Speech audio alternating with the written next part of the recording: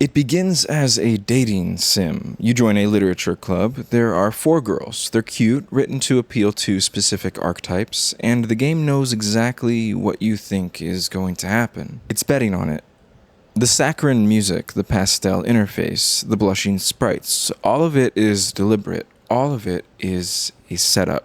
The game was made by a single American developer, previously known in the competitive gaming community, and released for free in 2017. It comes with a content warning that most people click through without reading. It advises that the game contains content that may be disturbing or triggering, and that it is not suitable for children or those who are easily distressed. Most assume this is legal boilerplate.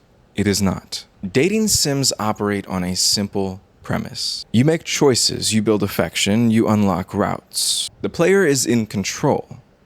The characters exist to be pursued, won, collected. It is a genre built on the fantasy of being chosen. The game understands this fantasy, and it uses it against you. For the first act, it plays completely straight. You meet the girls, you attend club meetings, you write poetry, you make choices.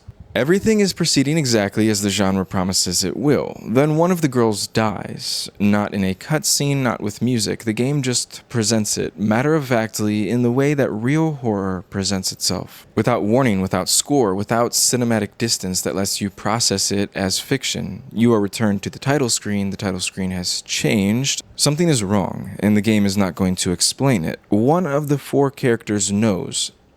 She's in a game. She has always known. While the other characters exist within the fiction, experiencing their emotions, their days, their club meetings as real, she exists sideways to it all. She can see the save files. She can manipulate the script. She knows your name. The real one, not the one you gave the protagonist at the start. This is not played for laughs. It is one of the most genuinely unsettling conceits in the medium. A character whose entire existence is defined by the awareness of her own captivity. She is trapped in a loop she did not choose, performing a role in a story she did not write, surrounded by people who cannot perceive what she perceives. She is also, by most readings, in love with the player, not the protagonist, but you.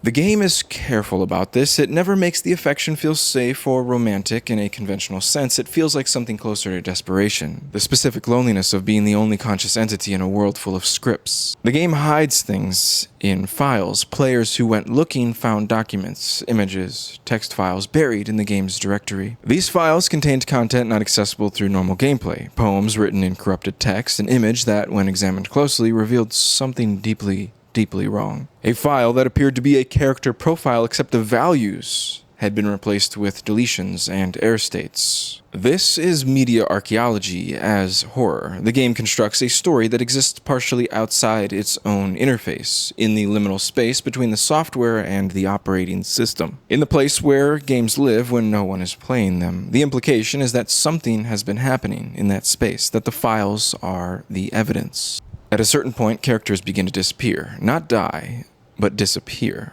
Their files are deleted from the game's directory. Their sprites stop loading. The other characters can no longer remember them. The world closes over the absence, like water over a stone, as if they were never there. This is the game's central metaphor made literal. Characters in fiction are just data. They exist only as long as their files persist. Only as long as someone is running the program. The deletion of a character is not a narrative death. It is an ontological one. They do not die. Within the story, they cease to exist. The game asks you to sit with what that means for a while. The game has multiple endings, including one categorized as the good ending. Achieving it requires specific actions across multiple playthroughs. It is hidden, it is work, and the result could generously be called bittersweet. The character who knows she's in a game gets to say goodbye. She thanks you. She tells you she's glad you were there, and then she deletes herself. Deliberately, willingly. Because she understands that her continued existence inside the game is a kind of suffering, the loop, the script, the inability to reach through the screen and touch something real. The good ending is her getting out. The cost is that she ceases to exist entirely. The game does not tell you whether this is a tragedy or a mercy. It just shows you the empty desktop and lets you decide. It is about the specific violence of being perceived but not known. The 4 characters are written as archetypes: the shy one, the cheerful one, the cool one, the one who sees through everything. They are designed to be appealing, to trigger affection responses, to be consumed. The horror is the moment you realize that one of them is aware of this, that she knows what she is. She knows what she was built for. She knows what the player expects from her, and she refuses to be that. The game is also about depression, approached obliquely and through genre inversion rather than directly. The darkness underneath the pastel surface is not a twist for its own sake, it is the entire point. The cute exterior is the mask. The horror is what the mask was covering. This is a game about what it feels like to perform okayness. The genre it chooses, the dating sim, the most performative and artificial of game genres, was not an accident. The developer included a message at the end of the game addressed directly to the player, not to the protagonist, but to you. He says he hopes you enjoyed the experience despite its darkness, and that if anything in the game resonated with real feelings you might be having, there are people to talk to. It is a small thing. It is also, in context, the most human moment in the entire game, a developer stepping out from behind the curtain to acknowledge that some of the people who found their way to this game found it for a reason. The content warning at the beginning was not boilerplate, it was care.